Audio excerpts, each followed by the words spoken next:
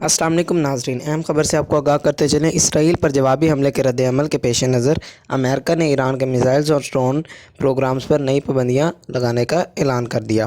تفصیلات کے مطابق امریکہ نے مشیر برائے قومی سلامتی جیک سلیون نے کہا کہ امید ہے امریکہ کے اتحادی اور شراکت دار بھی اس قسم کے اقدامات کریں گے۔ ایران پر پابندیوں کا مقصد اس کی عسکری طاقت کو محدود کرنا ہے۔ پابندیوں اور دیگر اقدامات سے ایران پر دباؤ برقرار رکھیں گے۔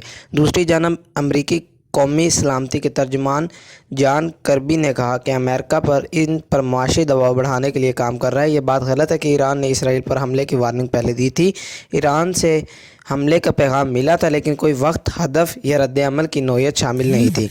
جان کربی نے کہا کہ ایران کی واضح نیت بہت زیادہ تباہی کی تھی۔ اسرائیل آج بہت مضبوط پوزیشن میں ہے۔